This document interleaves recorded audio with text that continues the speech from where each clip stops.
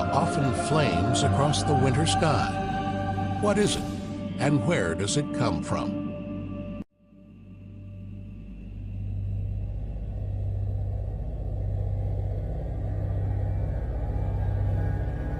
This is where the tale of the aurora starts, on the Sun, a star of average size among billions of other stars in our Milky Way.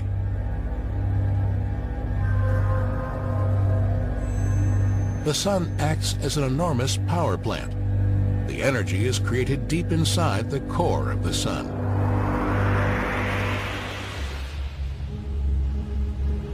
Here the temperature is over 14 million degrees, and the pressure so enormous that hydrogen atoms are squeezed together into another element, helium. This nuclear reaction releases energy. The light radiates outward from the core of the Sun. In the outer layers, the heat moves to the surface in huge eddies called convection cells. These electrical currents of charged gas create magnetic fields inside the Sun. In some places, strong magnetic fields push their way up through the surface. They slow down the eddies of hot gas. The surface cools, and darker sunspots appear. The electrically charged gas is called plasma. The plasma drags the magnetic field further outwards. The magnetic field stretches and twists like a rubber band, and then the rubber band breaks. Several billion tons of plasma is hurled out from the Sun. This is called a solar storm.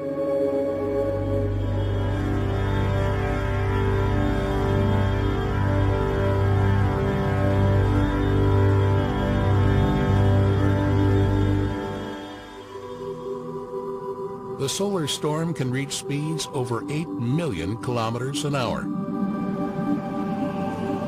After 6 hours, it blows past the planet Mercury.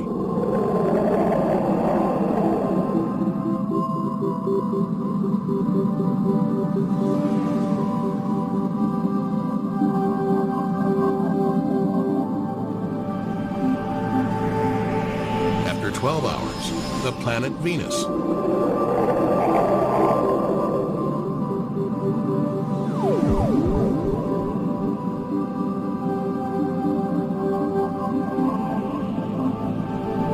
And after 18 hours, the solar storm reaches Earth.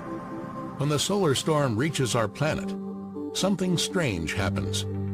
An invisible shield, the Earth's magnetic field, deflects the storm. The magnetic fields couple together and create a funnel where the gas streams down on the daylight side of the pole.